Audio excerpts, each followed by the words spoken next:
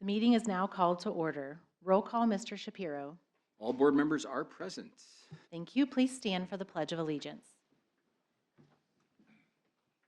I pledge allegiance to the flag of the United States of America and to the republic for which it stands, one nation, under God, indivisible, with liberty and justice for all.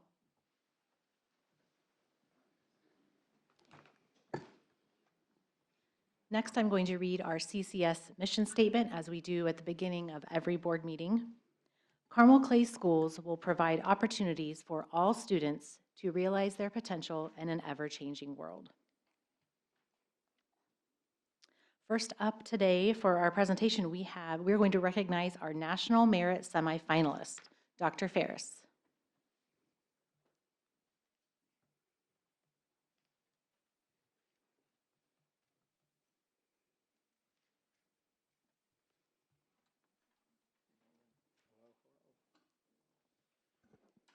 All right, good evening. What a great day to be a Greyhound. Dr. Ostrike, members of the board, it is great pleasure and pride we are here to present the Carmel High School class of 2026 National Merit semifinalists to you. Each year, over 1.5 million juniors take the preliminary SAT, which qualifies them for consideration in the National Merit Scholarship Program. Of these 1.5 million students, less than 1% are recognized as National Merit semifinalists as a result of their score on their PSAT. Once named as semifinalists, these students are invited to apply for finalist status and compete for one of $2,500 scholarships worth $2,500 each. Semifinalists who earn finalist status are also considered for corporate scholarships and merit scholarships at their chosen colleges and universities. I am ecstatic to present and tell you that Carmel High School has 52 current seniors that have been named National Merit semifinalists.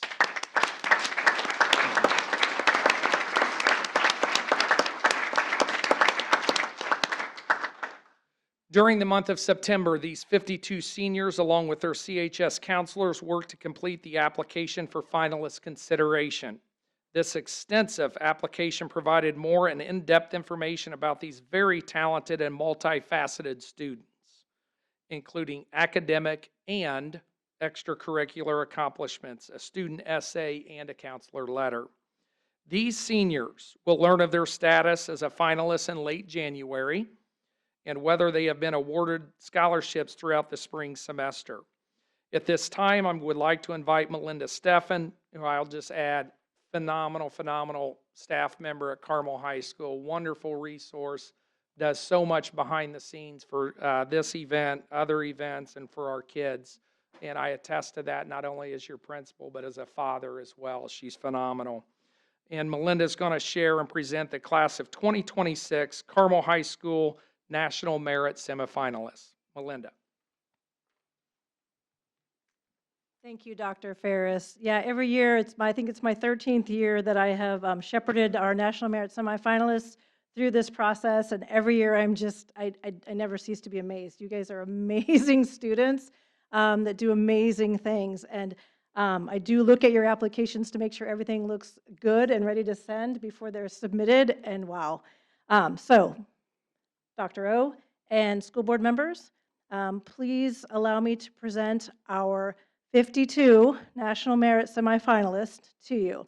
I will call your name, and you will come, shake hands, get your certificate, and we're going to do the Carmel clap right after you hear the name, all right? And then don't go anywhere because you're going to stay up front, find a space around the semicircle there, and then Mrs. Bauer is going to help navigate photographs at the end, all right?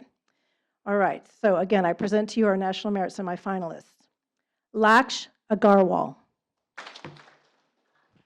We'll get it.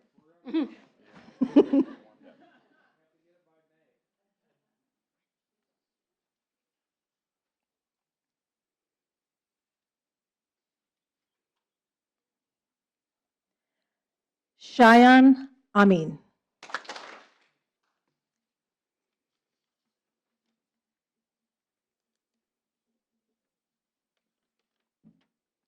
Lucas Biller.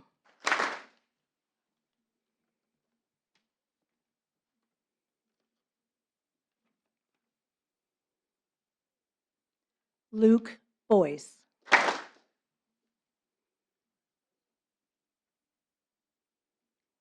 Jackie Kai.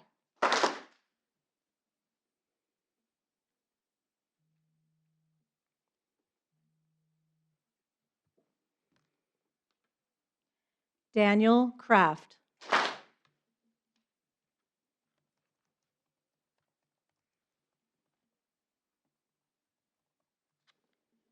Evelyn Cunningham.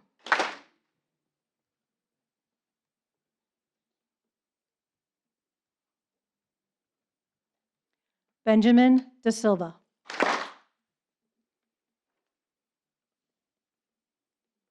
Miller Dutton.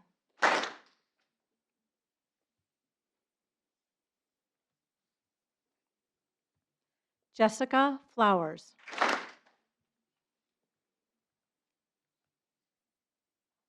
Nina Godboll.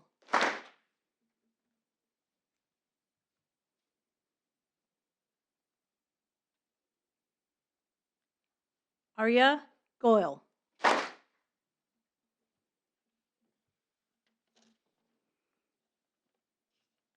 Sophie Grotchen.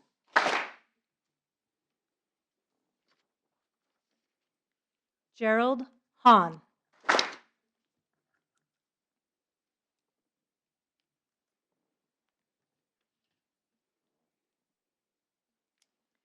Annalise Hildebrand. Cardia Huang.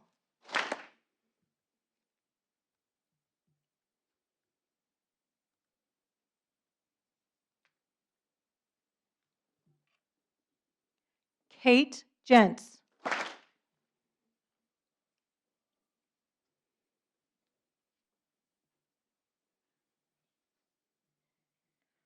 Ankur Kapileshwar.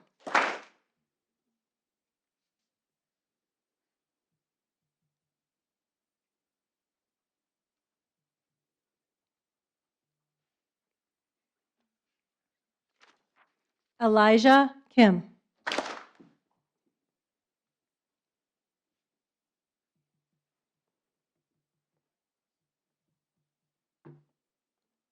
Ria Koya.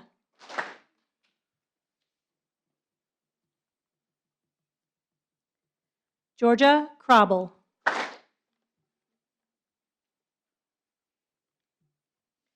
Alan Lai. Brandon Lee. Ava Liao.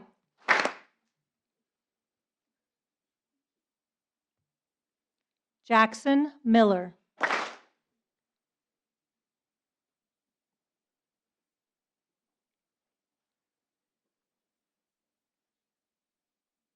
Sean Malloy.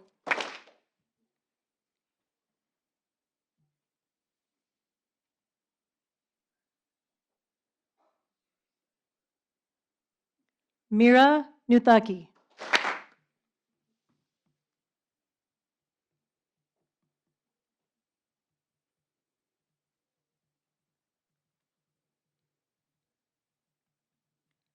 Isaac Perrin.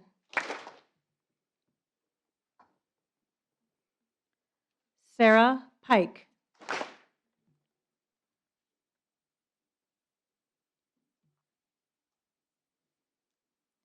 Anjali Prasad.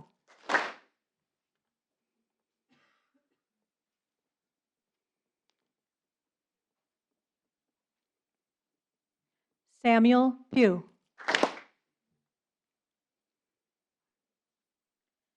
Alan Chien.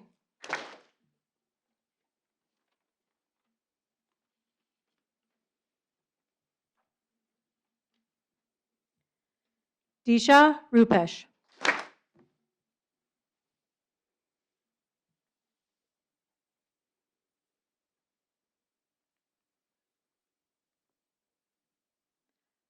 Mukand Sagi.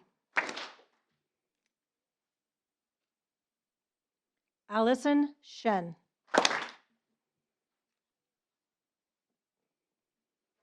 Madeline Sparks.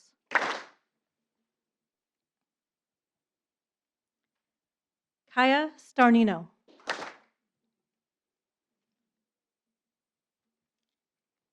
Kaho Suzuki.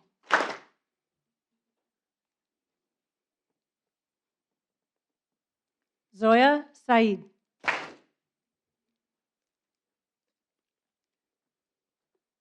Rafan Tazwer.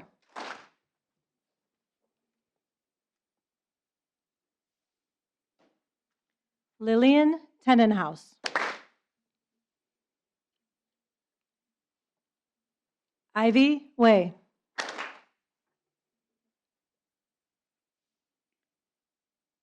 Olivia Wajaya.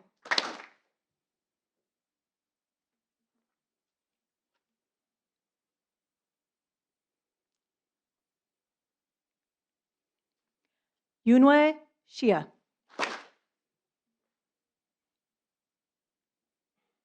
Derek Yang. Hillary Yang.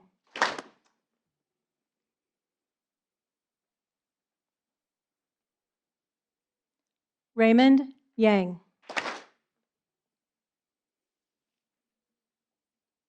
Jasmine Zhang.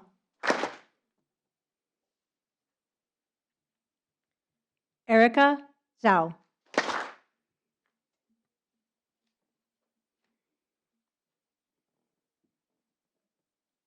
Kaiwen Zheng.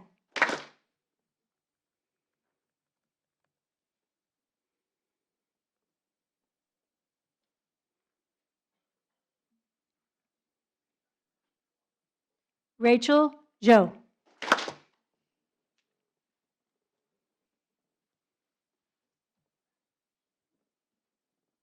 And Taylor Zhuang. Please join me in congratulating our National Merit semifinalists.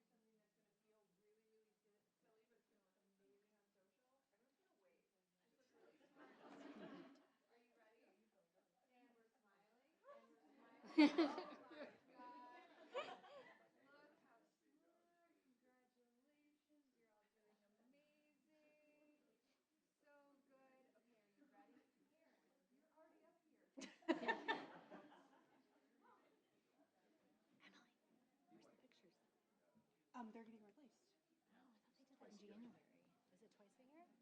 It's definitely twice a year. Okay. That would seem really. Did we not? Oh, okay. I don't care. I just was wondering.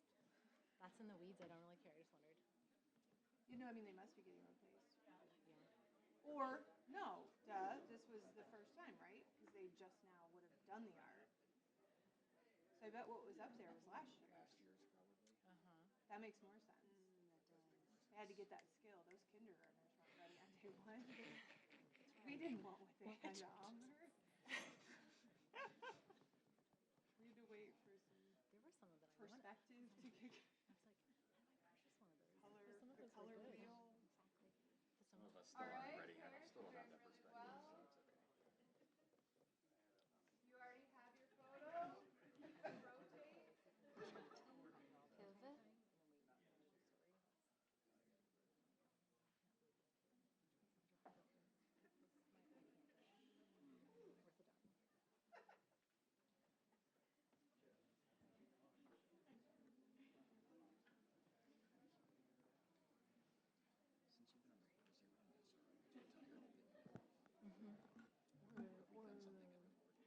My kids just could have tried a little harder.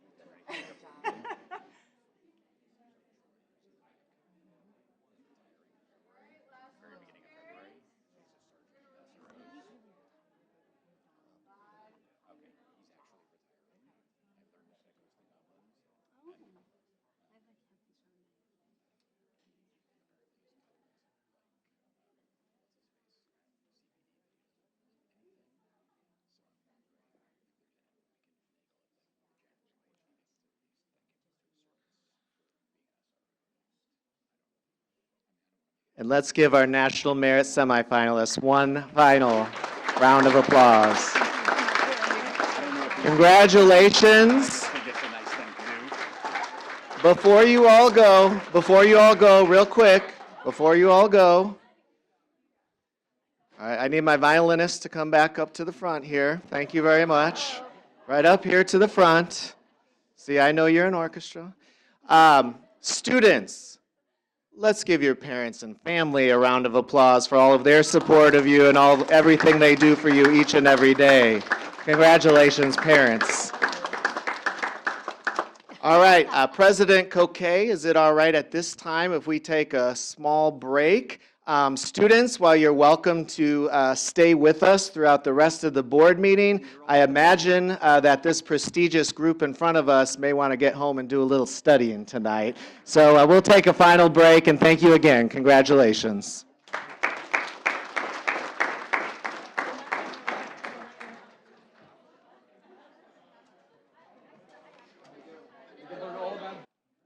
I can't believe no one wants to stay. Like, I mean, come on. Yeah, Stacy, Jeff, and Jim. They're the diehards. I know you can't wait. Next up, we typically have public comment, but no one is signed up this evening, so we don't get to do the bingo balls or anything.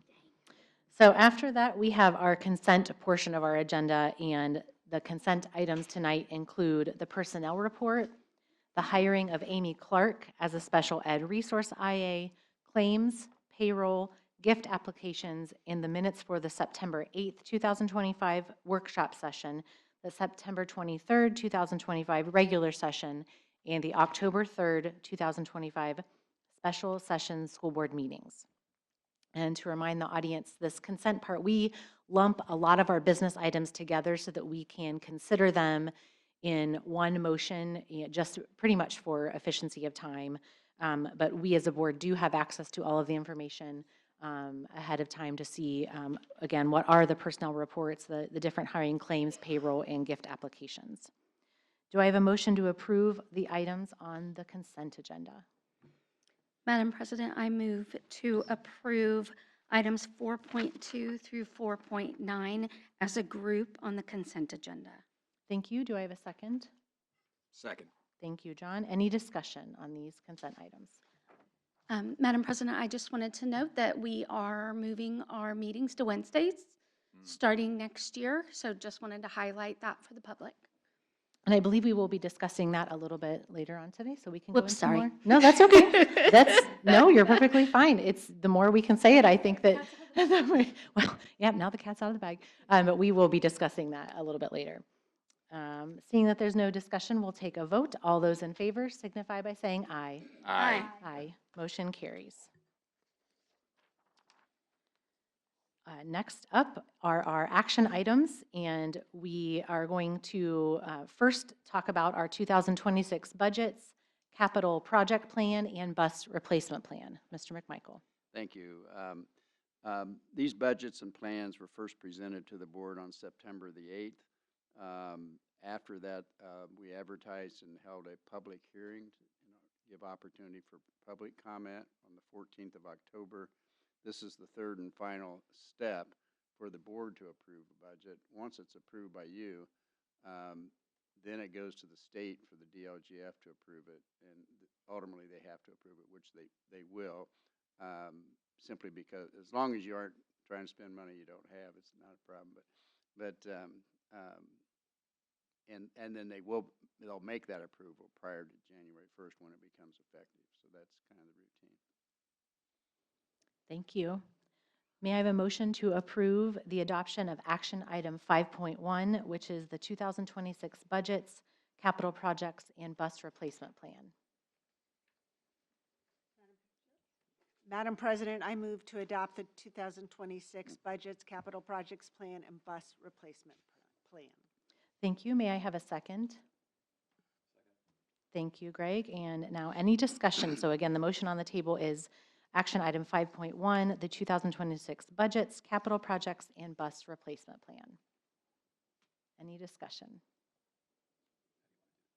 Go ahead. A couple of clarifying questions. I know I had shared a couple of these before, but I just want to make sure, Roger, that talk about these out loud so folks in the community get to hear this as well. Can you share a little bit about the increases in expense on the safety referendum and the operations fund, and what appears to be, let me clarify that question. What appears to be increase in expense from 25 to 26 in both the safety referendum and in the operations fund?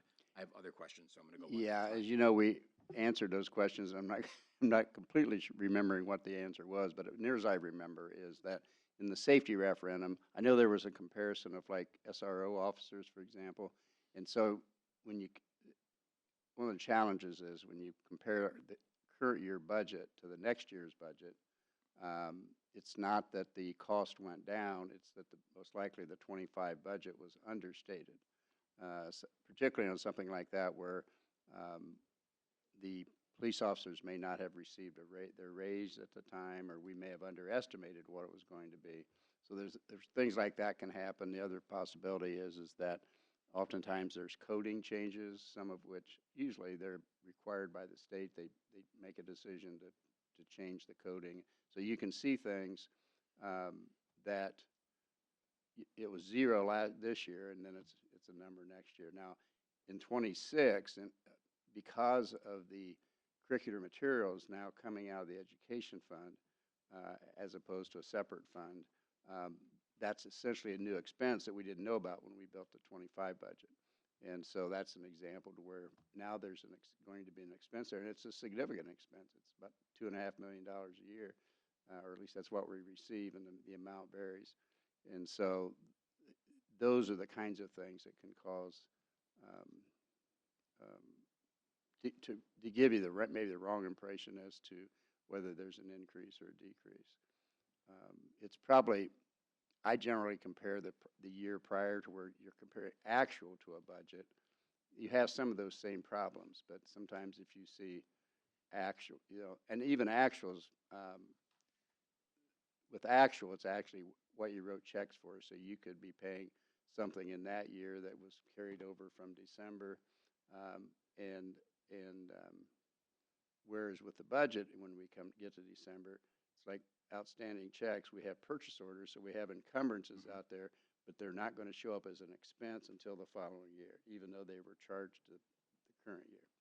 Great, thank you. I know, as you mentioned, we had talked about some of this previously, but if people were to go online and look at the budget, it may not make sense, and so I want to make sure it's clear as to why things may look that way. The other thing I think it's important that I'd love for you to comment on is, obviously there's been a lot of conversation, and there continues to be, around SEA 1 and the impact that is having on budgets. And in fact, just in the last week or so, some of our neighboring school districts are talking about the impact that it's having on budgets and cash flow and things like that. And I know we've begun to have some of those conversations, but if you can help make sure we and our community understand how we plan to start to address those things, because again, that's, we know it's coming, But you can look at our budget and see that things look a little bit different, but they don't look a whole lot different. And so if you could help shed some light on that, I think that would be I helpful. can, and I would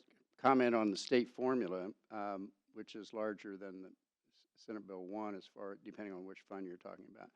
But first, with the state formula, state revenue comes from primarily sales tax. So that was increased from 6 to 7% in 2009 or 10, when the state said they're going to start funding education, meaning the education fund. And so the problem was, is in 2010, we requested approval for our first referendum because even in the very first year, it was inadequate funding to even come close to maintaining the program. In fact, we went 6 years after that with less dollars per kid than we had before that change occurred.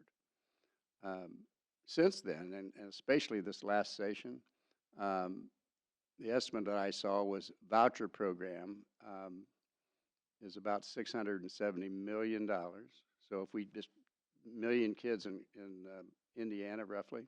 So if you take our share of that, you're looking at, between that and the free textbooks, you're looking at about $12, $13 million. I'm in favor of free textbooks. I'd just like to have the money to pay for them. And so first there's that. And so the state formula continues and now is even more so inadequate to fund the program that we have in Carmel, and based on our community is what they say they want. With regard to Senate Bill 1,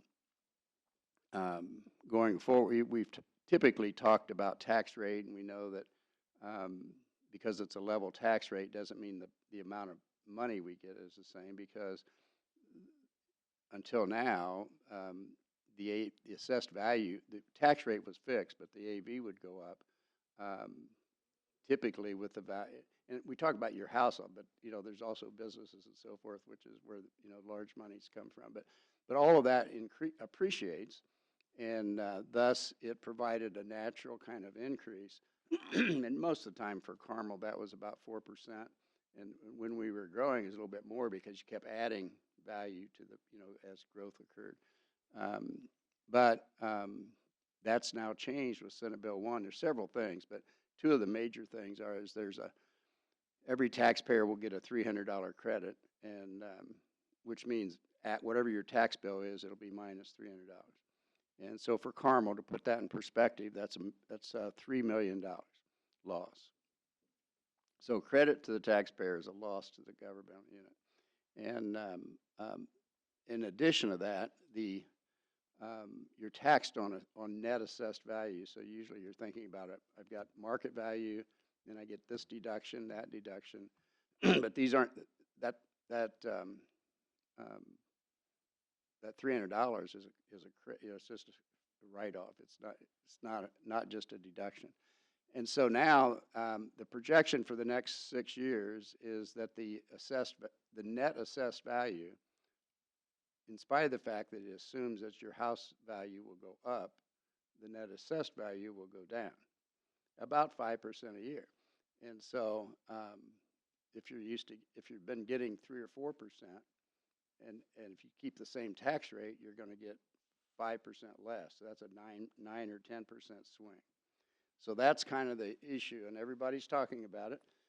Certainly if you're in the business at all, and you've read from schools and cities, and it's not just schools, but it's a major issue, and I'm sure it'll be discussed in the next legislative session. So in the meantime,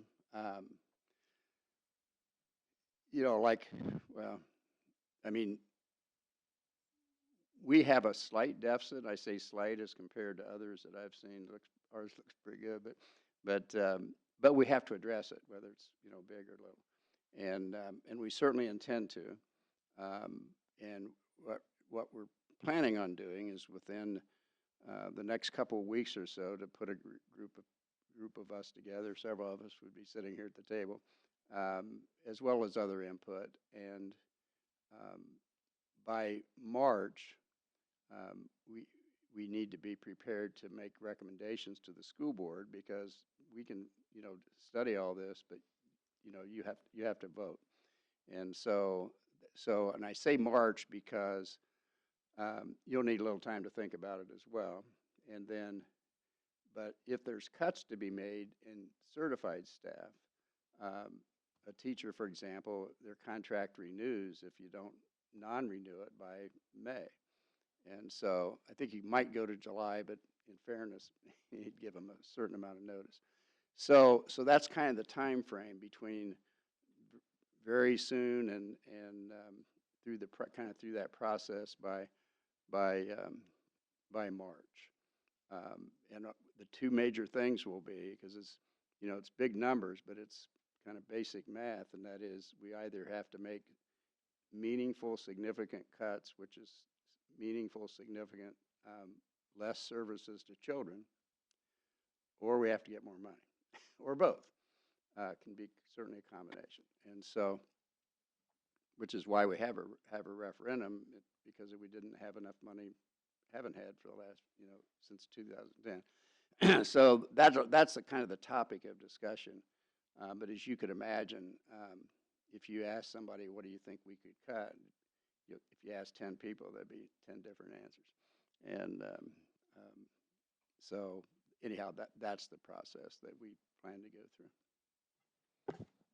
Thank you. That's certainly very helpful for me. And I, again, want to make sure people understand sort of what the runway is that we're operating within, that should this budget pass tonight, right, that then over the next few weeks, the administration is going to start to do some work and bring recommendations back to the board early spring for us then to consider how do we then address a deficit with what may be a combination of strategies.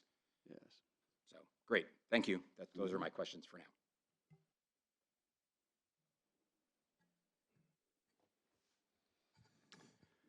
Yeah, certainly we have some challenges. You answered some of my questions, so I appreciate that. You know, when I was looking at the budgets, you know, at kind of a macro level between the different funds from last year's presentation to this year's presentation, they're all up. You know, we're planning to spend more money in all those categories of different funds, and in total, it's about 6%. So we are growing the cost, and certainly I'm glad to hear that by March we'll be seeing, you know, where we're going to be, where our options are to roll back. We do, you know, you alluded to, there's two pressure points with revenues. There's the assessed values, SEA1, and also enrollment. You know, we've seen enrollment down about a couple hundred, or up to a couple hundred in the last year, and we're seeing kindergarten group particularly is down compared to the other groups. So we have to look at that as being a leading indicator, and we need to make sure that we look not just where we are now with the funding, but, you know, longer. And we'll need to look at you know, schools and what can we do to get some big chunks. I think if we look at small amounts, it's like it runs the risk of not adding up. And we talked about this earlier in meetings, and I think like what John said, I'm trying to bring up some of the things we've talked about. We are planning to spend deficit, or do deficit spending, right? We'd be reducing our cash that we've been working on, that you've been working on, particularly the last few years that I've been on the board. And we talked about this, where we'll be spending, by my calculations, about a little over $6 million. That sound about right? I've seen, depending on how I look at it, but there was a presentation. I'm not sure what your $6 million is referring to. Yeah, $6 million in overall cash reduction from beginning balance to ending balance. But when I was looking at the two budget, or the last budget presentation, it had, you know, cash accounts. It did, yes. And if I could interject, one is that that comparison will mislead you, and so will the 6% increase. We've not increased expenses 6%. We have, but there's been some corresponding revenue. For example, my comment earlier about the curriculum materials and the textbook and so forth, that's $2.5 million increased expense, but there's also money coming from the state, so we also have increased revenue. Mm-hmm. So our expenses aren't 6%. And then secondly, You're correct.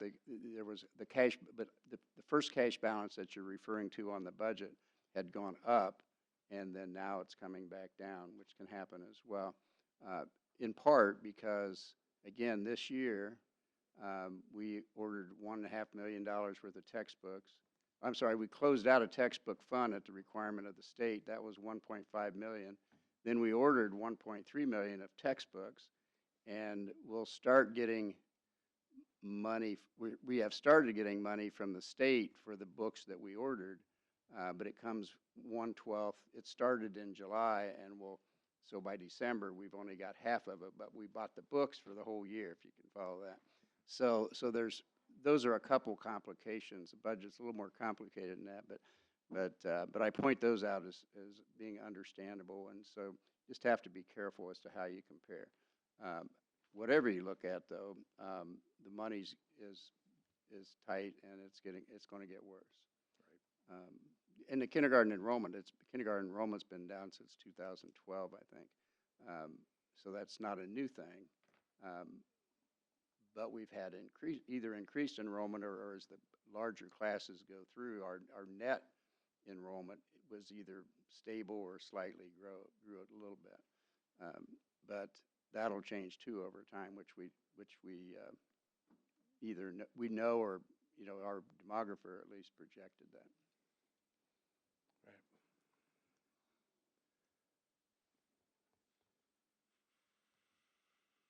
So how do you see yourself approaching the restructuring the cost basis? Do you any more thoughts on that?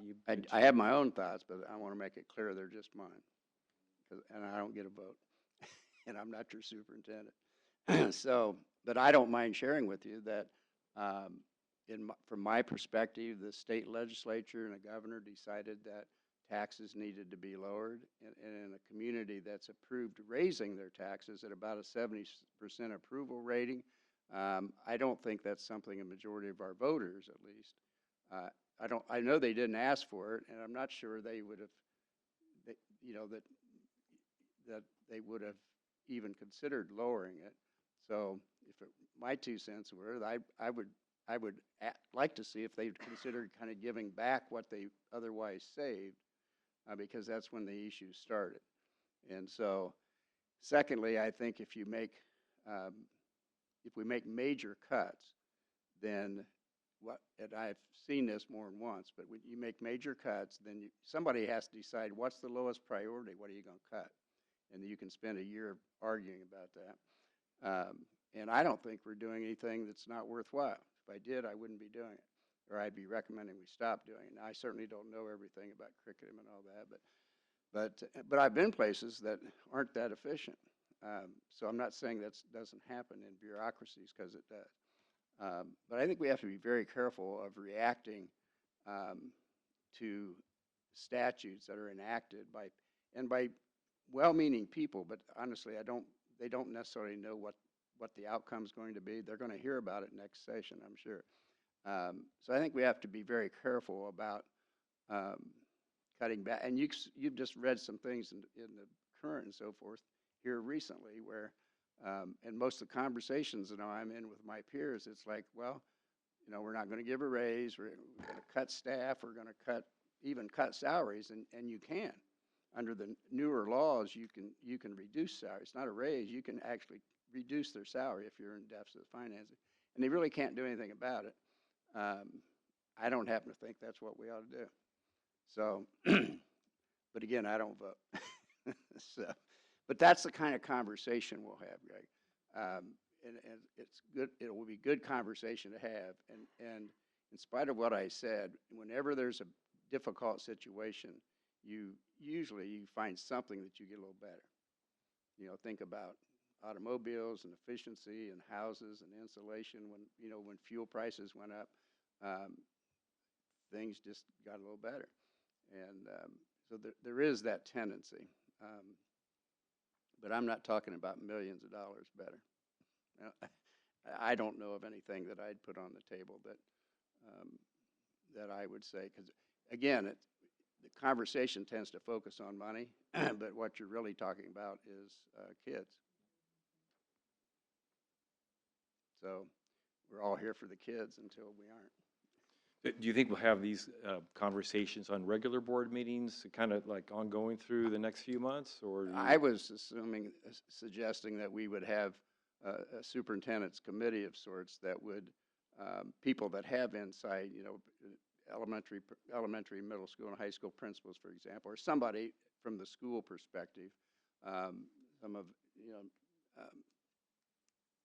Dr. Dudley and Dr. Herrera, certainly Dr. Ostrak. So I think we would start there and kind of make our best effort. And at some point, if the superintendent feels like he's ready to present you something, then I would believe that's what would happen. It would be unfair, in my opinion, to ask you guys, what do you think we ought to cut? So, it might be a little dangerous too, but so that, as we always do, I think, we'll do our best to give you the best advice we have. Thank you.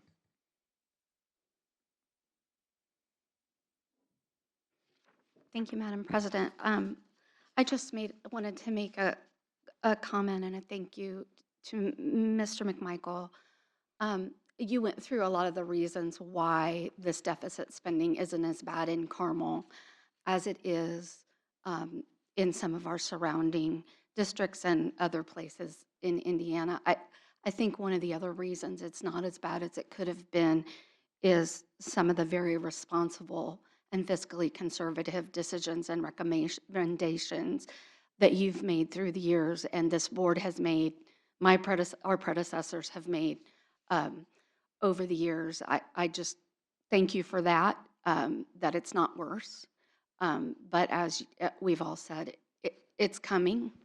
We can't get blood out of a turnip, but I look forward, well, I don't really look forward to it, but I appreciate the openness and the transparency about what is ahead, and I know that you will do your best to still make the painful recommendations in the best interests of our kids and try to make it as least painful as we can. So I appreciate that very much. Thank you.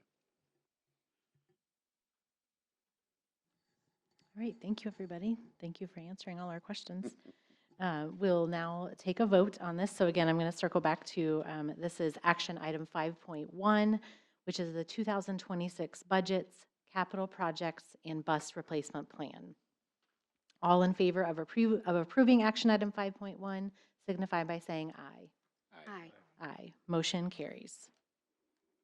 Our next action item is action item 5.2, and this is a resolution to transfer from the education fund to the operations fund. Mr. McMichael. Yes, when the education fund essentially replaced the general fund, the education fund is much more narrow in terms of what's allowable expenses. So this $18 million includes such things as custodians, utilities. Those are a couple big ones. That's about $12 million right there.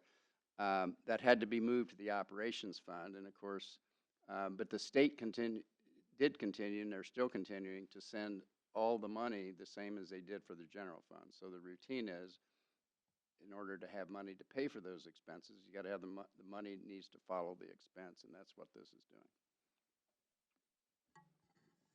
Thank you. May I have a motion to approve action item 5.2, which is again in the resolution to transfer from the education fund to the operations fund? I move to approve the resolution to transfer from the education fund to the operations fund. Thank you. May I have a second? Second. Thank you. Any discussion? That this is a similar number to last year, and we've been doing this for the last, I don't know, 3 or 4 years. This is so it's a very routine. It is routine, thing. yes. Yeah. Thank you. Let's take a vote now. Again, this is, we're considering action item 5.2, resolution to transfer from the education fund to the operations fund. If you are in favor, signify by saying aye. Aye. Aye. Motion carries. Next, we're going to move on to action item 5.3, which this is the 2026-2027 Program of Study Changes. Dr. Dudley. Thank you. So last board meeting, I brought to you the proposed changes for the program of studies at Carmel High School and shared with you how those proposed changes support our strategic plan. And so this evening, I am bringing this as a recommendation for the board to vote on those changes. Thank you. May I have a motion to approve the 2026-2027 Program of Study Changes? Madam President, I move to approve the program study changes for the 2026-2027 school year. Thank you. May I have a second? I'll second that motion. Thank you. Any discussion? Okay, we'll take a vote. And again, this is on item 5.3, the 2026-2027 Program of Study Changes. Signify by saying aye if you're in Aye. favor. Aye. Aye. Motion carries. Thank you. And next up, we move on from our action. We have a couple change orders instead of action items. And so in order to just move things along, I'm going to ask to see if we can get a motion to approve the change orders as a group. And again, as we have been doing, Mr. McMichael will still explain all of the different change orders individually. These items are item 5.4, Carmel High School natatorium addition and existing natatorium renovations. Item 5.5, the Cherry Tree Elementary renovation. Item 5.6, Carmel High School Polytech addition. Item 5.7, Woodbrook Elementary Early Childhood Playground. And lastly, item 5.8, 2025 landscape improvements. So this motion, I'm looking for a motion to approve the change orders items 5.4 through 5.8 as a group. Madam President, I move to take change orders 5.4 through 5.8. Do I have to read all As a group. Okay, as a group. Thank you. May I have a second? Second. Thank you. Any discussion on, again, we're not voting on the change orders, we're just voting on grouping them together. Okay, seeing none, we'll take a vote. All in favor of grouping items 5.4, 5.5, 5.6, 5.7, and 5.8, signify by saying aye. Aye. Aye. Motion carries. Now that that is settled, Mr. McMichael, can you give us a little information I on can. this? The two large change orders are for the natatorium, so I'll speak to that first. We are about finished with the natatorium, fortunately, and in fact, I'm expecting to see some deduct change orders when we close out the final contracts. But so we have change orders at the natatorium. It had to do with caulking around the drains in the current pool, or the old pool, or now they call it the south pool, and as well as tile repair. We had quite a bit of tile that we decided really should be repaired while we're in there, and so we did that. Then secondly, on the other project, which is pretty well finished as well, fortunately, is a Polytech project. And that one had some, we needed additional classroom speakers, but a major cost had to do with, we did moisture testing, and so we had to seal the concrete with like a primer before they could actually do the floors, and so that was very expensive. And then there was a pump because a tank that was underground is now above ground, so and it requires, they had to have a pump to make the thing work. So those are the two larger. The other three change orders are deduct change orders. Unfortunately, they don't offset the add change orders, but every little bit helps. But one at Cherry Tree, one at Woodbrook was a closeout change order actually for just under $15,000, and then there was some couple $1,000 of deducted for landscape improvements. Thank you very much. May I have a motion to approve action items 5.4 through 5.8 on the agenda? I move to approve change orders 5.4 through 5.8. Thank you. May I have a second? Second. Oh, Chris. Thank you, Chris. Any discussion? Okay, seeing no discussion, we'll take a vote. All in favor of approving action items 5.4, 5.5, 5.6, 5.7, and 5.8 on the agenda, signify by saying aye. Aye. Aye. Motion carries. And next on our agenda, we get to have our first discussion item. We're going to talk about the 2026 school board meeting dates. Would you be able to post those up, Mrs. Nobis? Yeah, no problem. Okay, for I don't know how long, meetings have been on Mondays, and the board, again, this is a discussion, this is not an action item, so we are discussing this at this meeting, but we are proposing moving the dates to Wednesday evenings. For a couple of reasons, this was brought to us by the administration. Mondays evenings can just be hard for many respects for a lot of administrators, specifically at schools, kids coming back from the weekends and various things that can happen, and Wednesdays are just a better day in the middle of the week. So the times will be the same, but for the most part, we're going to be moving to those Wednesday evenings instead of Mondays. And there are a couple other reasons as well.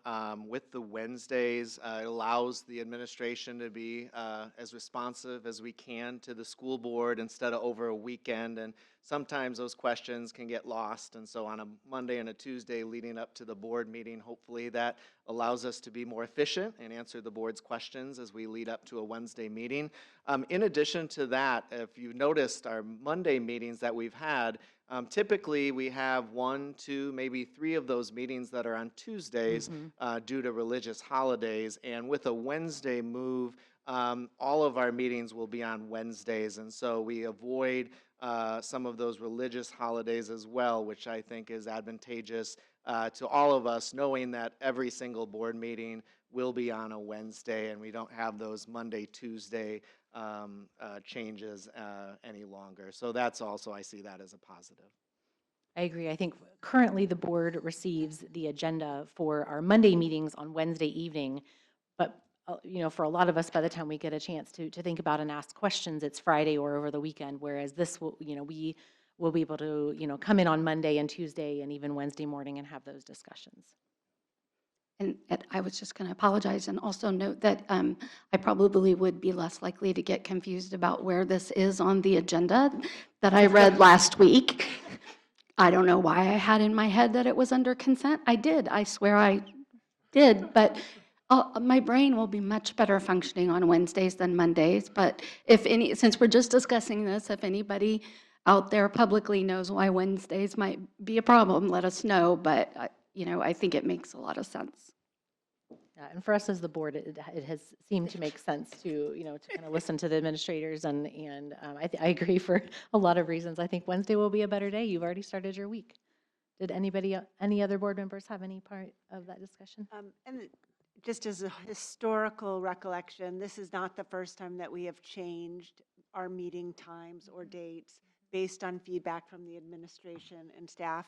We changed our meetings from 7 o'clock to 6 o'clock based on very similar types of comments. And so it's always nice and feels good to be able to be responsive to the people that are working together.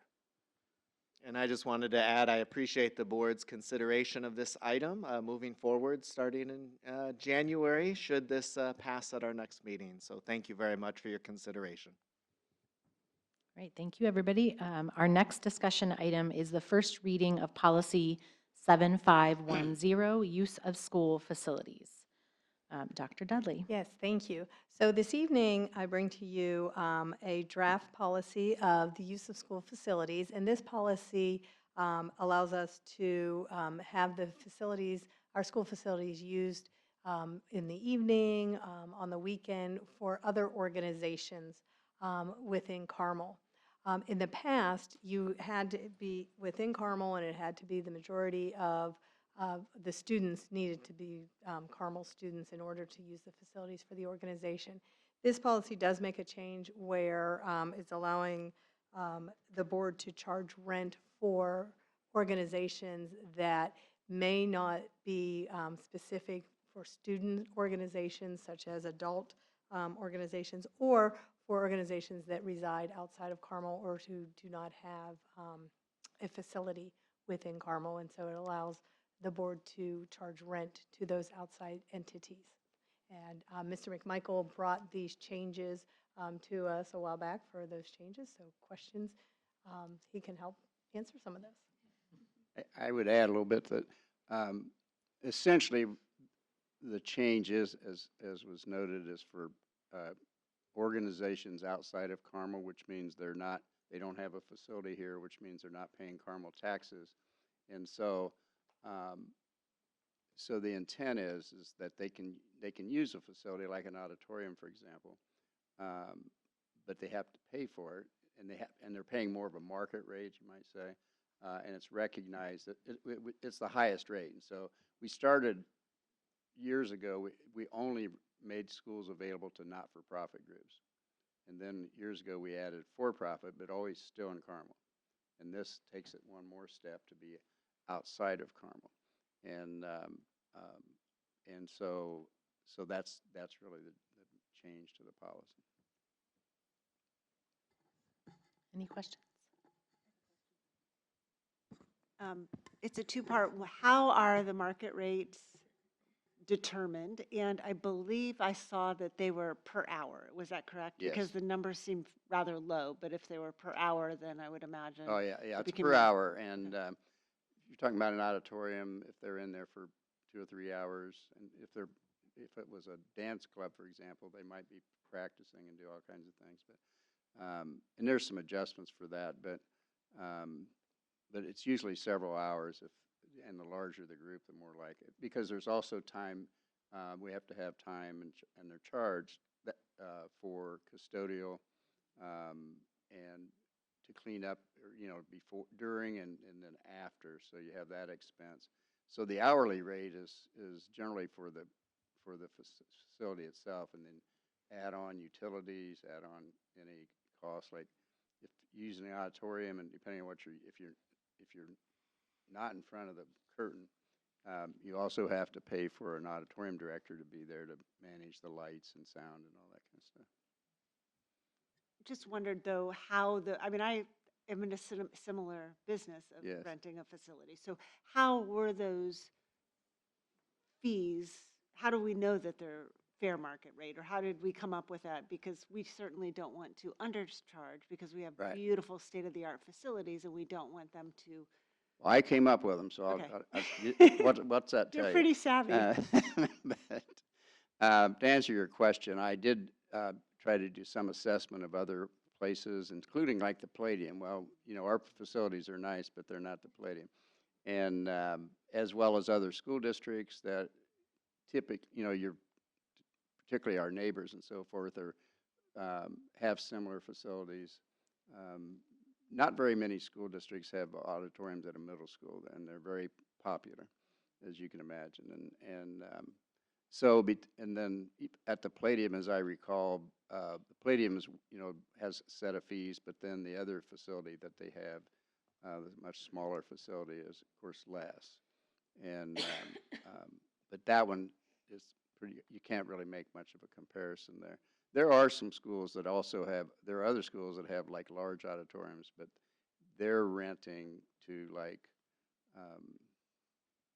major productions like Ruhoff Stadium or something, where they're getting nationally recognized and who are charging big ticket numbers and so forth. We don't typically get that. We don't get that, really.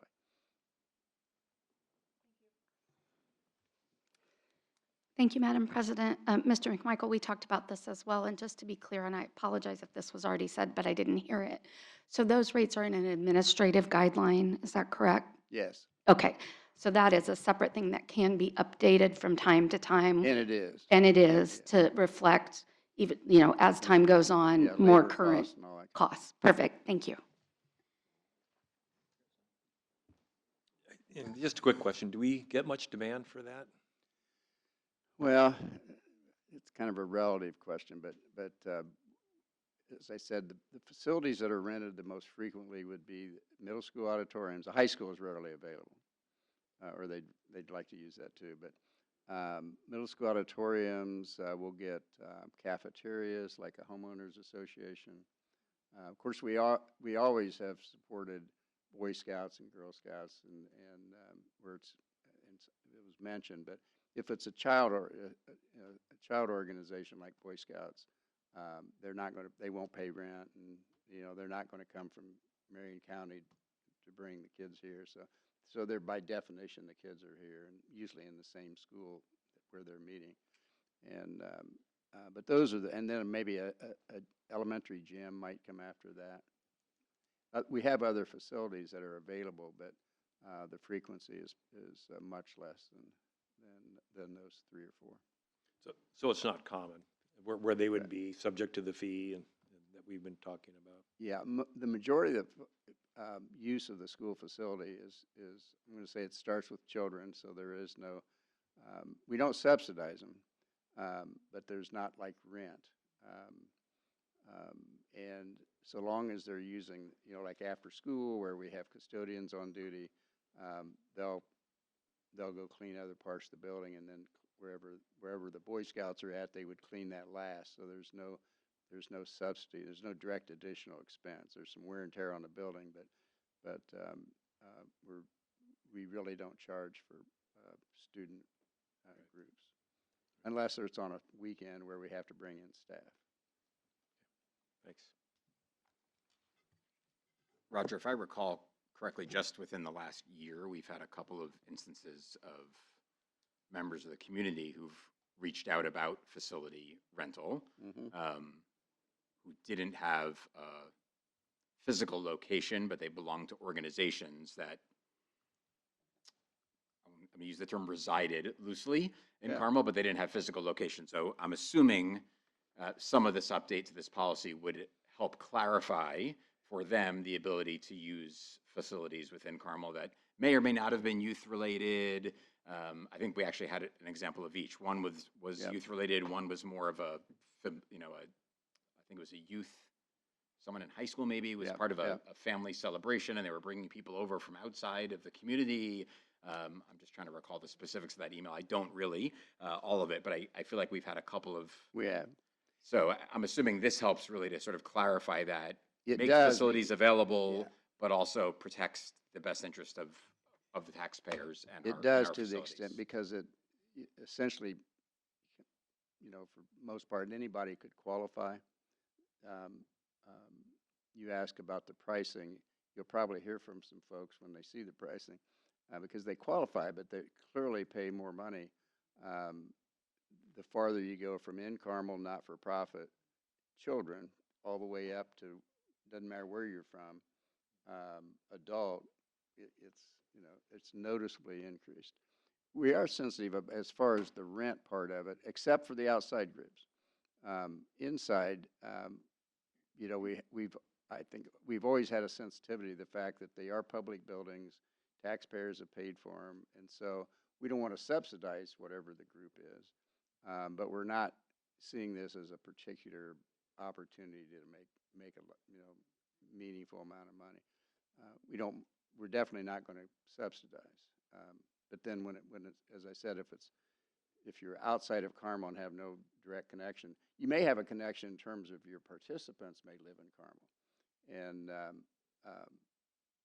but all of our taxpayers pay for the facilities, not just a portion of them that happen to be maybe in an organization of some sort.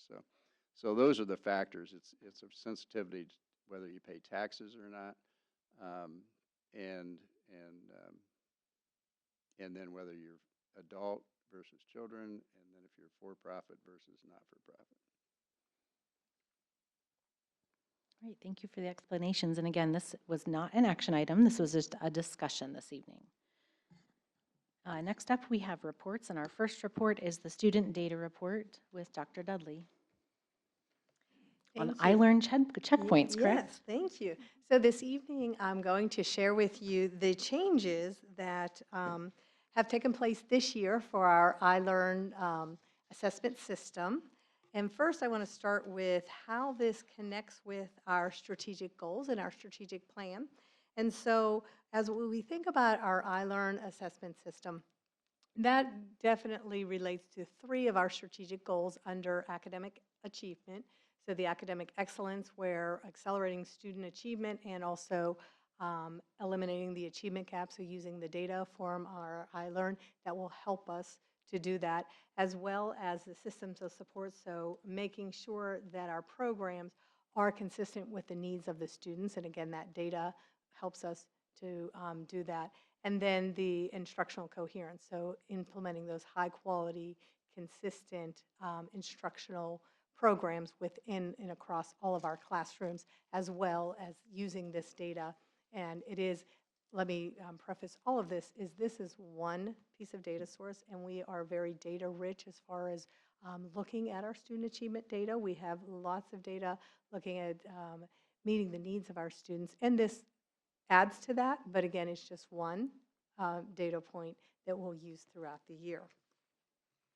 And so, as you can see, it also ties in with several of our key initiatives with our strategic plan, those highlighted key initiatives that I have on here, but again, helping us to use that data to then move our programming forward.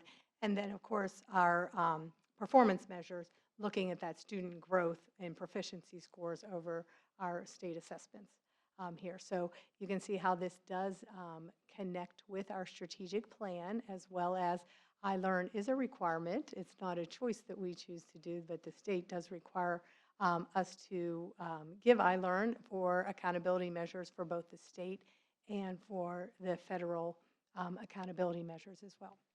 So one of the changes that has happened with our iLearn checkpoints is, in the past, iLearn was an assessment that we gave to our students at the end of the year in the spring. It was a summative assessment that our students took that summative assessment. This year, the change is that the students have through-year assessments. And so there are 3 iLearn checkpoints that the students take throughout the year. And you can see on this slide the windows. We have fairly large windows. There are about 9-week windows where the students are taking those assessments. And then at the end, they still do take a summative assessment. So the assessments are flexible as far as when the schools determine when to give the students the checkpoint. It's ideal, each checkpoint, and we'll get into the specifics here in just a moment, but each checkpoint is about 4 to 9 standards are assessed, and it typically, what the state would like is for you to assess them after those standards are taught in that grade level. That does not always line up, because our curriculum, we do have a very specific scope and sequence, and some of those scope and sequences are specific, like in math. With our Reveal Math, it's very important to follow that scope and sequence with math, so giving something maybe out of sequence of that, not to turn our whole scope and sequence around just to give the iLearn checkpoint. But what it does do is, if it's a standard that we have not taught yet, it gives us information on where our students are at that point and what do students need next. So it'll go for how are the students doing on those specific standards, but then also if it's a standard that is not given, then it'll give us information on where we need to go next. So there are the 3 checkpoints that go throughout the year. So you can see we started September 15th. We are in the window of checkpoint 1 currently, and that checkpoint goes until November 14th. Within the checkpoints, they also have an opportunity where you can give the students the first checkpoint, and then you can do some remediation if you choose, and then give them a second checkpoint within that window, or a B checkpoint. One of the things, we are doing that on a very limited basis this first year, because the checkpoints are a computer adaptive test where the students take that, and depending on how they do on the question, they either get a more difficult question or a less difficult question based on how they're doing. The Form B assessments are a fixed assessment. And so it's not giving us a lot more information to help. That is something the state said that they are still in production to create those Form Bs so that they would be those computer adaptive, which would be much more meaningful as far as the data on how are they doing, are they starting at, what's their starting point, because the next checkpoint, they would start where they left off from the last one.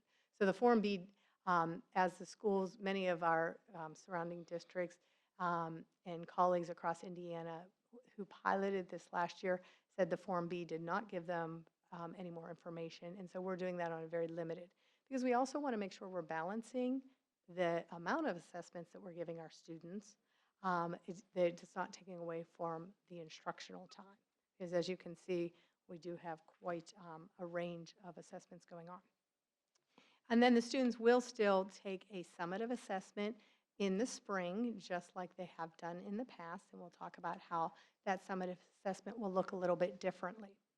So with our 3 years assessments, we have the checkpoints as we discussed, and then comparing them to what it looks like with the summative assessment.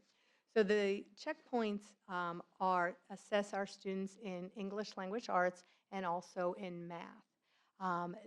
Only those 2 areas for the different checkpoints. The summative assessments, they do the English language arts as well as math, and these are all 3rd through 8th grade. And then we also give for the summative assessment the science I-Learn assessment in grades 4 and 6, and then social studies I-Learn assessment in grade 5. Those have not changed. Those are only in the summative form. And those pieces stay in place, but they are not part of the checkpoints throughout the year. As I said, the checkpoints are designed where it's assessing the students in between 4 to 9 standards in both language arts and math.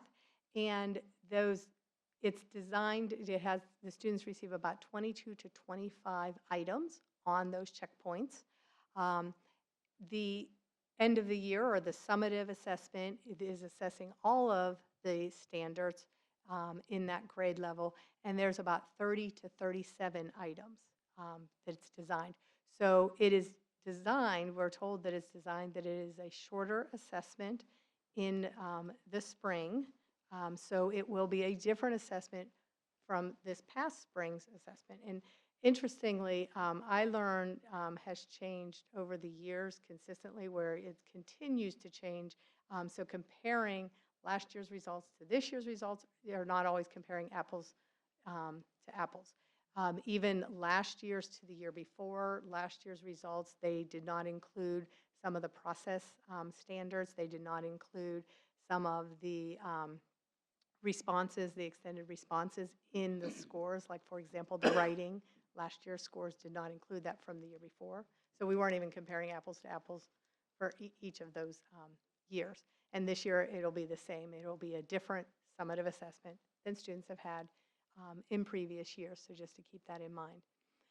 When we look at the makeup of the checkpoints, as I shared, the checkpoints are computer adaptive, at least the Form A is a computer adaptive.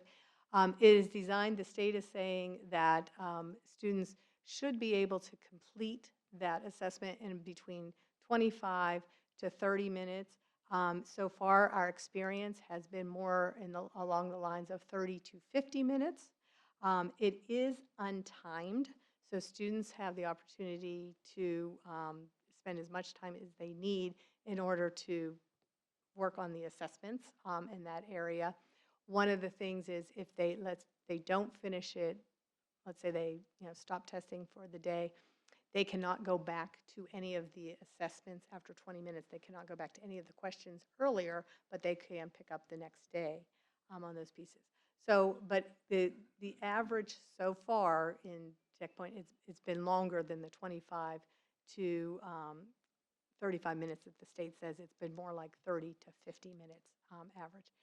The summative one is that computer adaptive, and again, it is untimed as well. And the summative one will have the multiple choice in the computer adaptive, but then it also will be assessing the writing processes during the computer adaptive, so where they are doing, taking writing and doing those extended responses in the writing, so they may be comparing 2 pieces of literature together and doing extended responses, and then doing a full writing piece in the end of the year.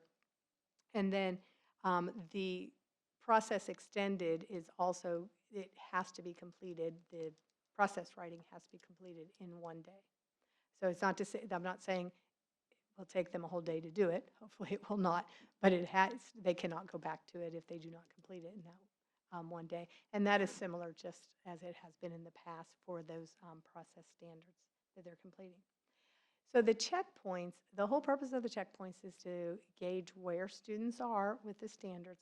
So these are all formative assessments. These do not count to the students whether they've passed or did not pass iLearn in the end. They are all formative assessments. They give the teacher predictive of is the student on track towards the standard, but it's not counting towards their assessment at the end of the year for the summative. And then the summative one, that is the one that is used for the accountability, just like it has been in the past, of whether the students are passing or not passing the iLearn. And then the last part of this is the scoring and the reporting.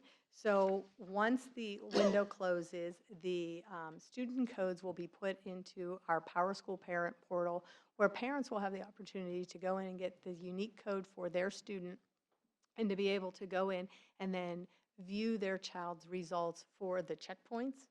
And then they'll continue to look for each of the checkpoints, and then they'll be able to also see their child's results for the summative once those are available in that parent portal.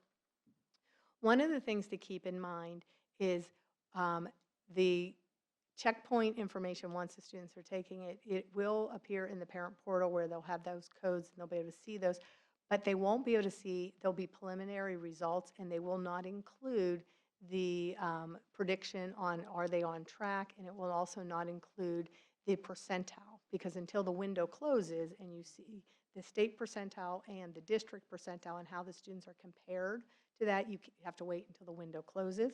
And so this parents will be able to see those results, but it will be incomplete because you will still want to say comparing it to what, and that's some important pieces to keep in mind with our iLearn through assessments. So with that, what questions might you have?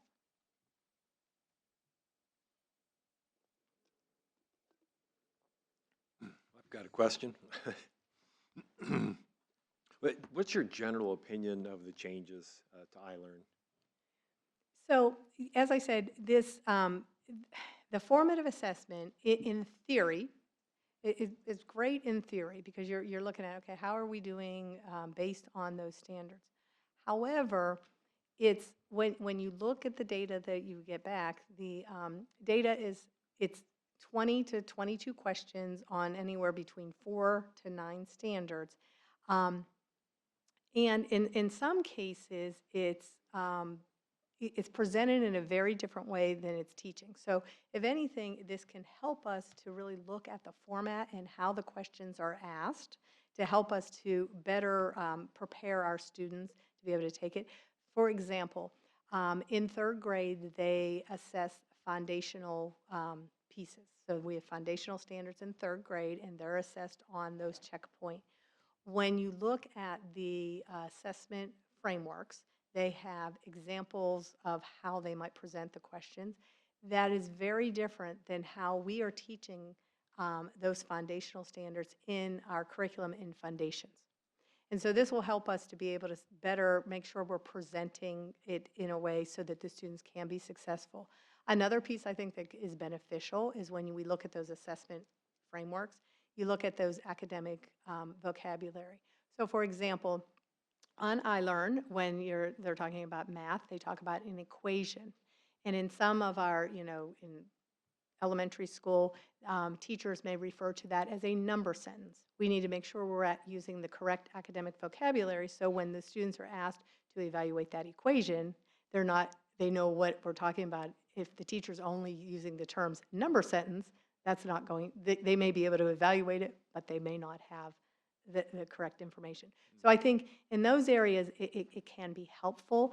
I'm not sure, as I said, the data is one piece of data that how they're doing on an assessment of 20 to 22 kind of, some standards out there. It has to be used within context of the other data and what else we know about that student. So it adds to it, but it's not the be-all, end-all of where we're at to say we would not make major instructional programming based on how they did on checkpoint 1, for example. Like if, let's say they are approaching proficiency, we're not going to say, oh, this student might need to be assessed for special education based on that one piece of data. It's a piece of data that we'll use within conjunction. Are the results going to be provided in a timely fashion where the teacher could really use it and the parents can see it quickly? So yes, but again, the results are, once the students are taking it, they'll start populating in the parent portal. But when we look at the results so far that we have seen with, for our teachers, it has a lot to be desired so far as we're using those results, we're looking at those results. Because, for example, the way the results are presented is the student, as I said, it's a computer adaptive assessment.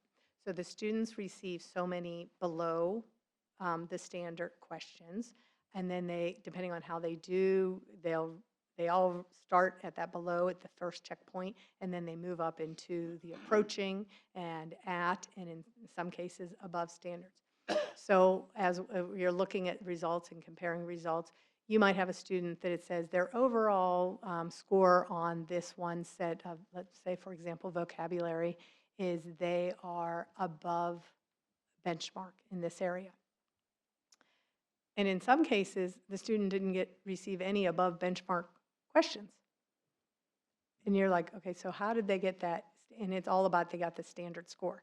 So I think it's going to be confusing somewhat for our parents as we're looking at that. And so we'll work with our parents to help them to understand those results. But it's not going to be, again, it's one data point that we're using that we'll be able to use within our other data. For example, with our classroom assessment data that we have, that formative assessment data, with looking at our, in elementary school where we have our reading data, where we use Acadians, which is our DIBELS data, so looking at their reading fluency, looking at their comprehension. Those are all data points that we also use. So it's in conjunction of all of the other information that we know about the student, and it gives us another piece. It will give us, some information to say, do we have students that maybe there have not been on our radar that we say, oh, we'll need to ask more questions about this student. But it's not a be-all, end-all of this, just this one data point. Okay. Just one last question. So given that we're doing these checkpoints through the semester, the year that the children and the teachers and the parents will have an opportunity to make some changes and focus on things. Do you envision that will give us, we'll see improvements when they do the summative test at the end of the year? So as I shared a moment ago, I think in some cases, I think the most value of it will be as looking at the way the questions are presented, right. And making sure that we are setting the students up for success, making sure that the information is presented in a similar way where students have opportunities to practice that before they take that on the final summative piece. And then also, I think another value of it is making sure that the academic vocabulary is aligned for our students. So I think in those cases, yes, we could see some improvements for our students to really understand the way they're being assessed on this area. Good. Thank you.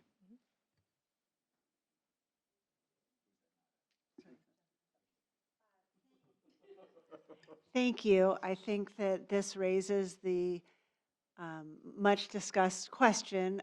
Certainly there is a subset of the population who loves assessment and feels that it's very important to continue to have multiple assessments. And then there is also a group in the population that feels that spending time teaching to master an assessment is time not used in more valuable endeavors of actually learning information. So that's not for us to decide that issue as these were presented through the state, but it is a valuable discussion to have. None of us wants to see a child be left behind, but we will continue, I think, to debate as a state and as a community the value of this type of testing to make those determinations. But thank you for presenting that to us. Sure. Dr. Dudley, thanks for the update on this. It's certainly interesting. I appreciate Greg's last question because it sort of circled back to something I was thinking about. It sounded like what you had said earlier, than where Greg's last question ended up, that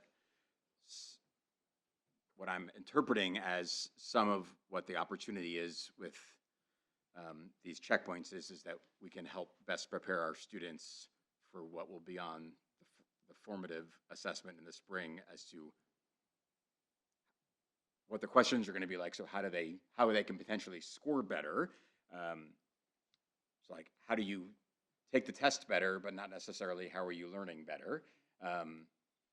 That's my interpretation, which I fully recognize. But I don't know that that necessarily is best for learning, which I think might be similar to the point Jennifer might have been making. And I also understand, right, this is driven by the state. So obviously we have to do what we have to do, and I appreciate and understand that. I think it'll be curious to look at this, assuming the state stays consistent for a little while with this, to be able to look a year from now and sort of see what the trend line looks like. But as you pointed out, we continue to see sort of fluctuations with iLearn year over year, and so it makes it really difficult to sort of look at any trend line data. Can you also just remind me, or us, I guess, for iLearn, when we talk about passing, am I remembering correctly that the state also sets a cut line annually on what essentially determines a passing mark? So they don't do one annually. However, Or every certain merit? whenever the assessment changes, they do a standard setting. And so the results for the summative for this year will not be available, they're saying, until the summer. And many times when they have to do the standard setting, they're not available until into the fall. So for example, when they had to do standard setting several years ago when the science assessment changed, those scores were not available until very late into the fall. And so the way they do that is they actually do their standard setting, is they call it, it's called bookmarking. And what they do is they look at, okay, here are the standards that were assessed, and if you were a third grader, they have a group of teachers, a group of administrators, a group of outside people saying, this is what we think a third grader should have, so this is going to be the cut score. It is literally, they call it bookmarking because it goes into, here's the book of where we think they should be at the end of third grade, and that's how they do the standard setting cut scores. And so that's, anybody that's above that cut score is passing, and anybody that's below it is not. And so they do that every time they do change the assessment, and so that they will do that this summer. So if they're doing that over the summer, Correct? we don't get the results till sometime over the summer, how does that have any impact on students that may be below the cut line, and then what we do in terms of remediation, helping those students and their families, et cetera? What does that look like? Yeah. So typically in the summer, what we would get would be a scale score, but we would not get the passing rate. We'd get the scale score, and so we could see, here are students that might be the lower, here are students that may be above, have higher scale scores. But typically when we look at the summer pieces, we're not looking at remediation in the summer, except for our students that are not passing iRead.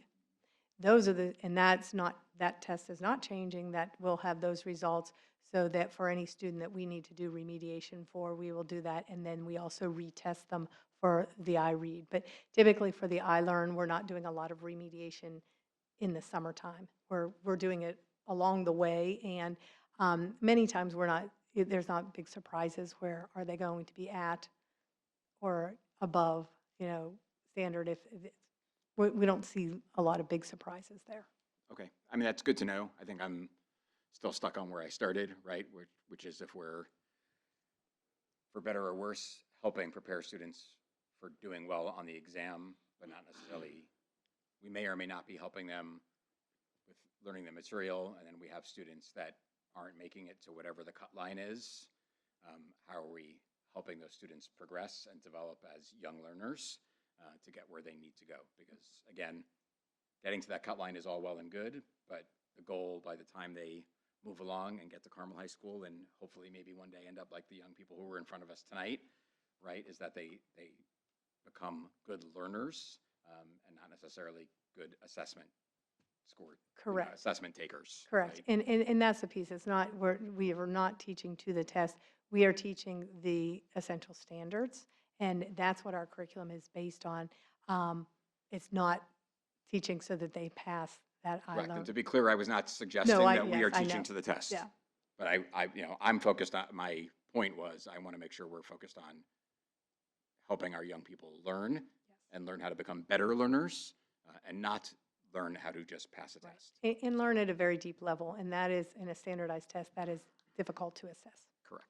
Great. Thank you. The only question I had was potential increase of time for teachers for these extra checkpoints throughout the year. Have you, this is the first year, but feedback so far? So as far as I mean, as I shared earlier, for what the state was saying, the time that it takes out of the instruction, they've underestimated that time. What we have seen, the additional time. And then also just helping the teachers to understand the results as well, because the results are very much, they're annotated for the parents, they're annotated, but there's a lot to them, and they're put in a way that is maybe not as easily understandable. So there will be time where we'll have to work with our teachers, and we've already begun working with our teachers on understanding that, so that they can, because they're going to get the questions from the parents, and so that they can accurately answer those questions. Does the state typically take feedback on that sort of thing when they you're laughing? No.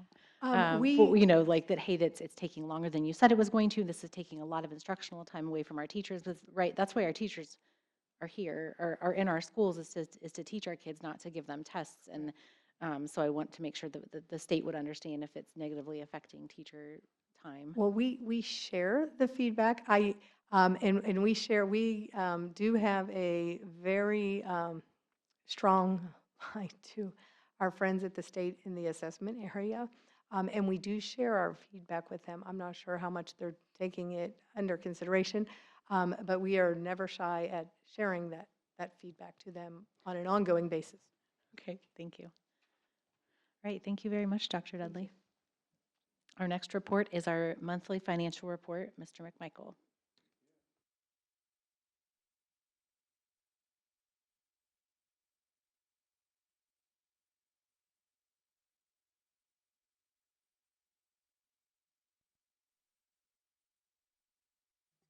Okay, so we're through September. I want to start by noting that this is part of the strategic goals under operations and resource management, and specifically under budget transparency and stewardship. It also applies to the performance measures under budget and under monthly financial reporting, as well as the key initiative is to continue to hold strong fiscal responsibility and transparent operations, which will maintain the public trust. So with that, I'll start with the education operating referendum and rainy day funds. And you have to do some pluses and minuses, because as I mentioned earlier, for example, this year you have the impact of the textbook program that got put into this fund. Last year didn't have that. On the other hand, this year we had put $3 million more into the rainy day fund, so that would, all things equal, we would be ahead $3 million. But by the time you plus the other few things out, the net amount would be we are ahead, but we're about 800,000 ahead, even with all the pluses and minuses. So pretty much on target. I don't see anything that would concern me at this time. And so, as I said, I think we're really on target where I would expect to be.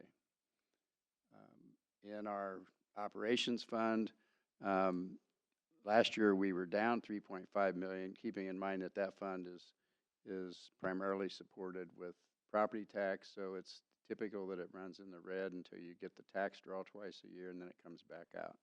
And although this year we're a bit of, we're minus, but we're a little bit less minus, a couple 100,000, so it's really close. probably as coincidence as much as anything, because I've said before, this is a fund that is not, 96% salary and benefits, so that the expenditures are not as regular as they are, for example, in the education fund. And so then we go to the rainy day fund, and as I said, you'll see the balance here as compared to the previous year. And so this is we've added money to the rainy day fund last year. And then with the safety referendum, we look a little better on the safety referendum. We were, again, minus 382, I believe, in last year, and now it's a very slight plus, but it's 41,000. But again, that's not where we'll end up. We'll do better at that as we start to receive tax draws in November and then December. And I think that's it. I'll respond to questions if you have them. Any questions from the board? Yeah, I had a question, asked this last time too. Both education operating referendum and the operating budget, it's confusing. The supplies and property expense line item, both of them are, we spent the budget. It's not a big item, but do you have any more insight on what that might be? Because it looked like, particularly on the education and operations referendum, they had some big months, the last couple. Well, some of that would be, again, tied back to the textbook expenses that we didn't have when we built this budget. So that's where that would appear. And so before the end of the year, probably maybe the next meeting, we'll be coming with request for additional appropriation, in part because of that. That's an example. So you're comparing a 25 budget, 25 budget that was built about 18 months ago to a 26 budget, which is much more current information. But the comparison will seem better after we do an additional appropriation. Then that'll make them look more comparable because we will have additional expenses. We have additional revenue as well, but like the textbooks, we're getting reimbursed. But the timing's not always the same either because the funding from the state's on a fiscal year, but we build budgets still on a calendar year. Yeah, I wasn't really looking at the budget from last year as much as our budget for 25 versus our expenses for 25. But that's what I'm saying. The 25 budget was built. There's now known expenses that we didn't know about 18 months ago. Okay, thanks. All right, thank you very much.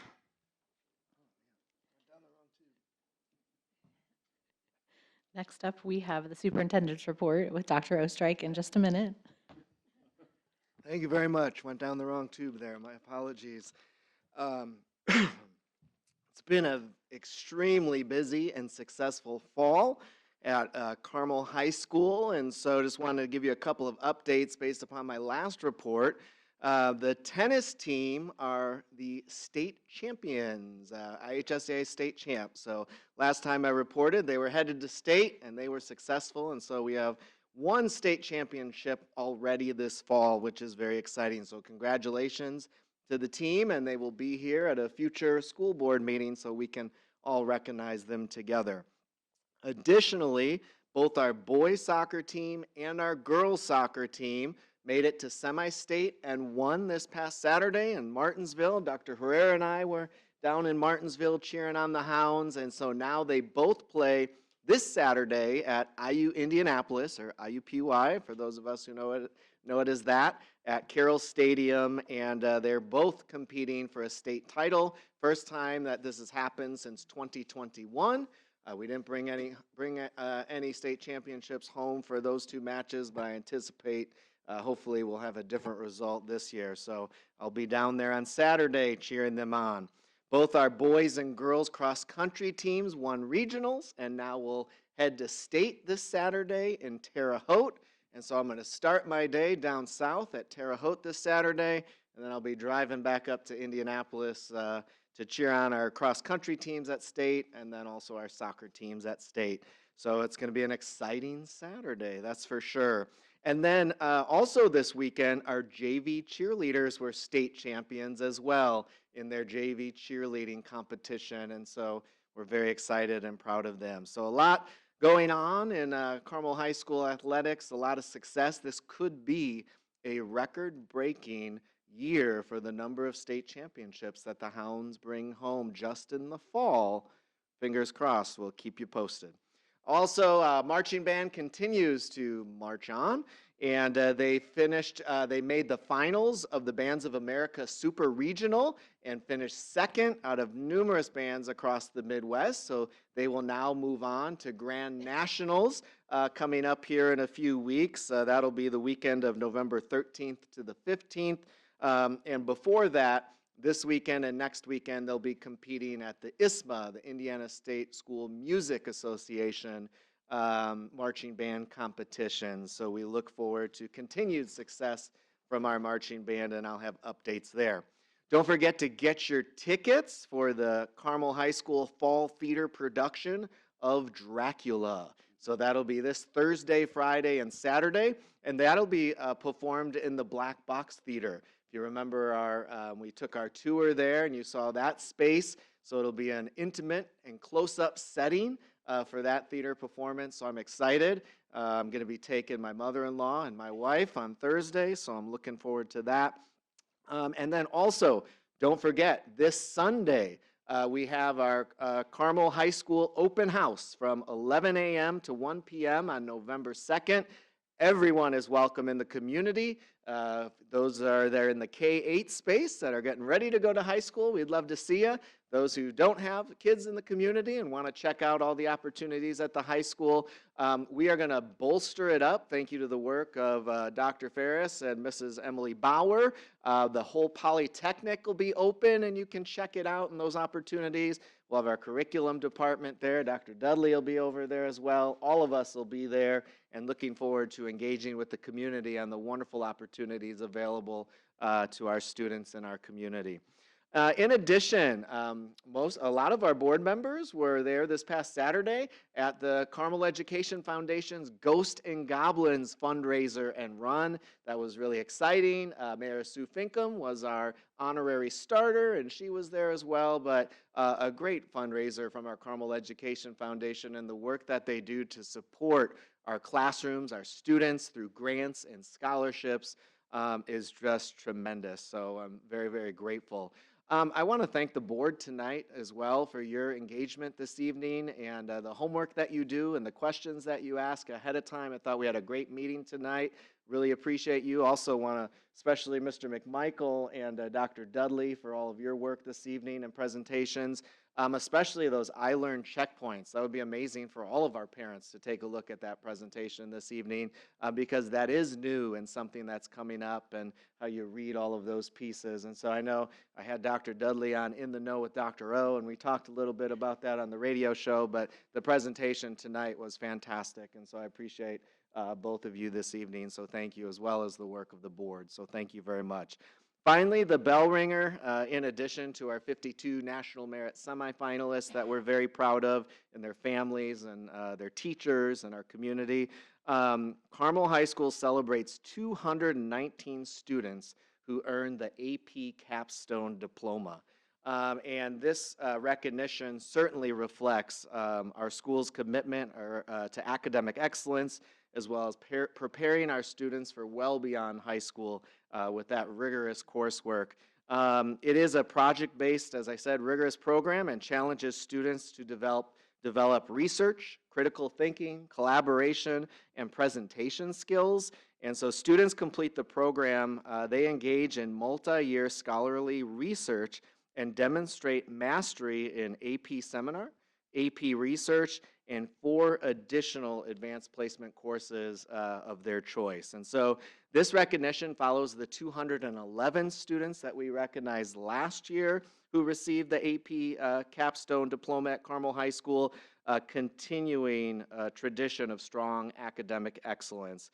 And so we're very excited. We're very proud of our students. We're proud of our families. I'm very proud of the work of our teachers each and every day. Proud of the work that our principals, our assistant principals, our curriculum department, and really it's a team effort. It really is across the board, and also led by our school board. So congratulations to those 219 students and families. And with that, that concludes this evening's superintendent's report. Thank you very much. Thank you. I have just a couple announcements, because believe it or not, November starts on Saturday. Our next school board workshop session is on November 10th. Then we have a regular session on November 24th. All schools are closed on the 26th of November, as well as the 27th and 28th. The schools and offices will be closed. And then we have one school board meeting in December on December 15th. And again, all of these will still be our regular Monday evening times until we decide and vote on that change. And with that, I would like a motion to adjourn. I move to adjourn. May I have a second? Second. Thank you. Meeting adjourned.